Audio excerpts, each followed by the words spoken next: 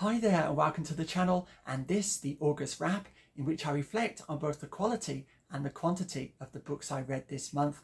Now in terms of numbers, I read 11 books, however some of those I only read in part, the reasons for which will become evident as we proceed, but before doing so there are two items of news. Firstly, the new semester begins tomorrow and I'd like to extend my best wishes to anyone beginning their studies or resuming them. I will be resuming mine my last semester as a student on the doctoral program. After that, I just have to write my project. I'm really happy after 5 years spent sat in the classroom taking classes to have the finishing line in sight.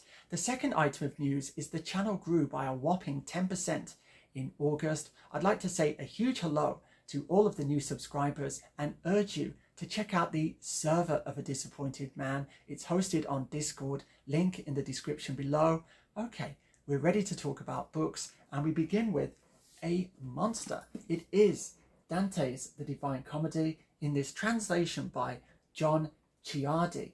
Now, I have to say, of the various great books I've read lately, this one was not the most enjoyable because it's impossible to preserve in an English translation the rhyme and the rhythm of Dante's Italian. So what you're left with is the structure and the content, both of which are admittedly magnificent, but this was more of an intellectual experience rather than an aesthetic one.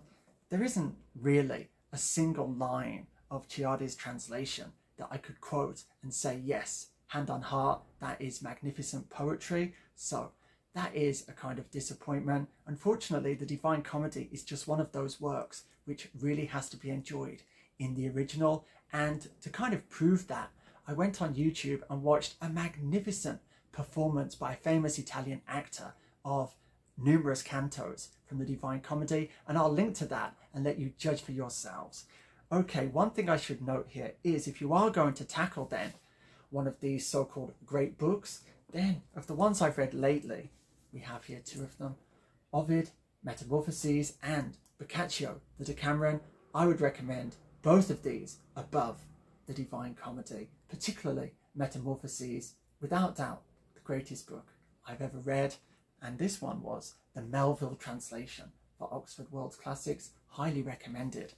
Okay, if you are intent on reading The Divine Comedy, then before you do so, I suggest you read this very slim book, La Vita Nuova, The New Life, obviously, and this is Dante talking about the motivations for writing numerous poems. So you see here the very intimate connection between the events of his life and his poetry, and you just feel in the presence of Dante from the beginning in a way you never do in the translation of The Divine Comedy, although once again, when you get to the translations of the poems themselves, they fall rather flat. I'll just read you like the first sentence or so. 9 times the heaven of the light had revolved in its own movement since my birth, and had almost returned to the same point when the woman whom my mind beholds in glory first appeared before my eyes. She was called Beatrice. Okay, so if you read this, you will really understand the importance for Dante of Beatrice, who appears during the final section of The Divine Comedy, Paradiso. Okay, so I strongly recommend La Vita Nuova. Whoops. Okay, after reading The Divine Comedy, a natural book to follow it with was, of course, Virgil's Aeneid, here in the John Dryden translation, and basically I read book 6, which is Aeneas's trip to the underworld, on which the hell section, or the inferno, of The Divine Comedy is based, and this was the absolute opposite, because here the poetry, heroic couplets by Dryden, are absolutely magnificent, and these 1280 lines or so gave me much more aesthetic pleasure than the entirety of Ciardi's translation. So I strongly recommend reading the Aeneid. It's beautiful. You follow Aeneas into the underworld in the company of a sibyl because he wishes to consult the spirit of his dead father, Anchises. And when they meet, which is a beautiful moment in itself, Anchises reveals all the souls of the great Romans who have yet to be born, and they parade past. And Aeneas picks out various figures, and his father explains the glorious lives that they have ahead of them, all of them the seed of Aeneas's line. And that's just a magnificent moment. It's full of the supernatural. You've got Cerberus, you've got Tartarus, you hear about the punishments of the souls in hell, which Dante greatly expands upon. So yes, one more time, Virgil's Aeneid, translated or rather interpreted by John Dryden. Excellent 18th century edition of that. Then, to understand more about the early history of Rome, I followed it up with Livy's The Early History of Rome. I rather gave away the title there, didn't I? As you can see, I've beautifully tabbed this one up. I read book 1, Rome Under the Kings. It begins by explaining how Aeneas reached Italy and established Lavinium, named after his wife Lavinia. And then you follow events leading up to the foundation of Rome by Romulus, who became its first king, and then leads you through the reign of the 6 kings who followed him, ending with Tarquin the Proud, whose ignominious rule was brought to an end by the fallout from the rape of Lucrece. I can't recommend this enough. It was absolutely gripping, and it also expands upon the version of Roman history given in the Aeneid, and you'll see that Anchises, when speaking to Aeneas, rather glosses over much of the murky events that have occurred during the rule of the kings. Livy, however, gives you all of the dirt, all of the fratricide, all of the plotting and scheming, which is very satisfying. Of the curious events that he relates, none is perhaps more curious than the claim that Servius's head, when he was a boy, burst into flames, with many people watching, and this was taken as an omen of the glorious future that awaits him, which duly comes to pass when he himself becomes king. I should also note that in Plutarch's Parallel Lives, or Plutarch's Lives as they have it here, Volume 1, also translated by Dryden, we have chapters on Romulus and the second Roman king Numa. I've read half of the section on Romulus, and it's extremely enjoyable and goes into considerably more detail than Livy. So this also is well worth checking out.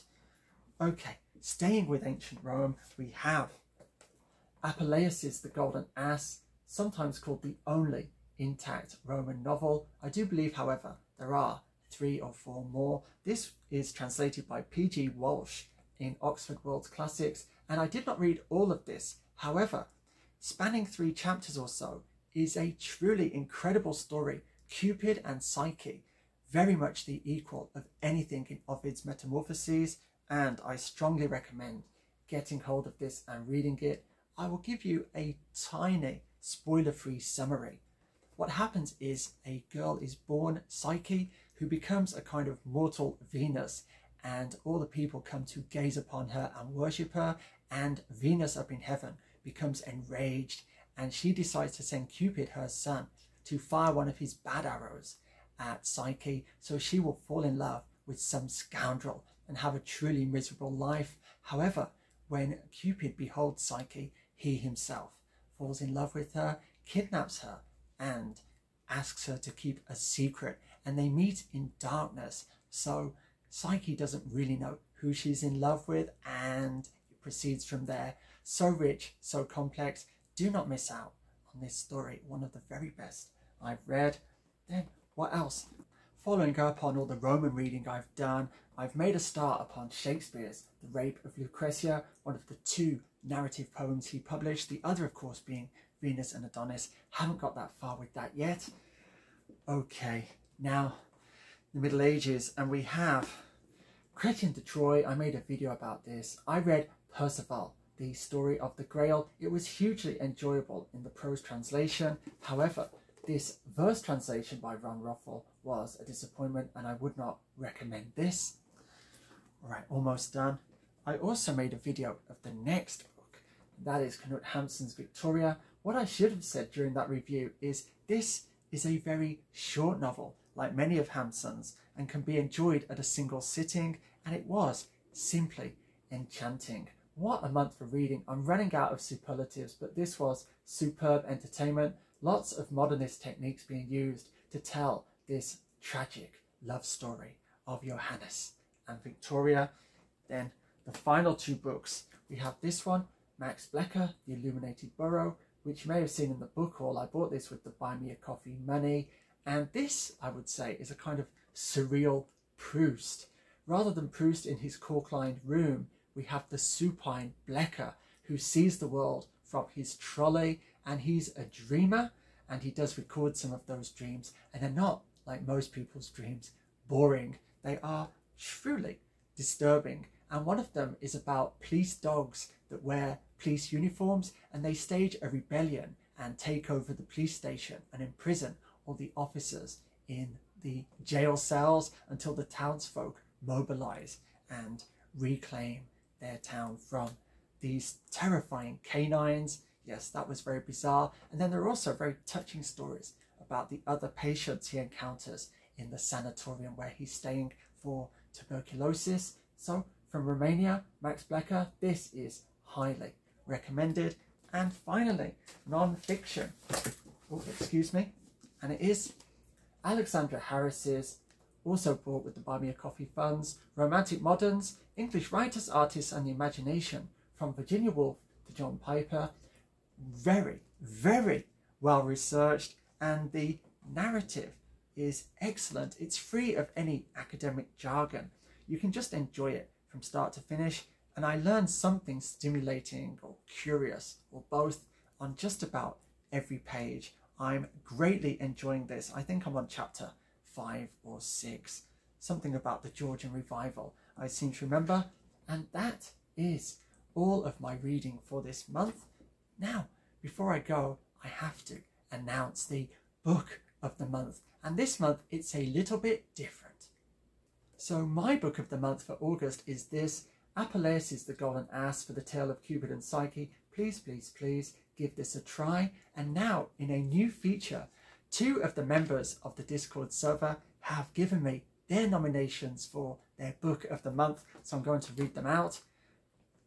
Firstly, a self-described middle-aged curb killer, I believe that is a skateboarding reference, in Oakland, nominates Malcolm Lowry's Under the Volcano, dense but crackling prose, masterful shifts of perspective, with beautifully drawn settings and details I expect will resonate for a long time. Yes, it centers on an alcoholic in Mexico, but it's so much more than that. Thank you. And one more from a teacher from Bruges, who nominates Death in Rome by Wolfgang Koeppen from 1954, written in a great style, interesting themes and subject matter, shifts in perspective to keep you focused. So, there we have it. What did you read in August? Please let me know if you encountered anything great. Share it with me so I can broaden my own horizons still further. But for now, all that remains is for me to bid you farewell in the customary fashion. So until the next time, be safe, be strong, nanu nanu.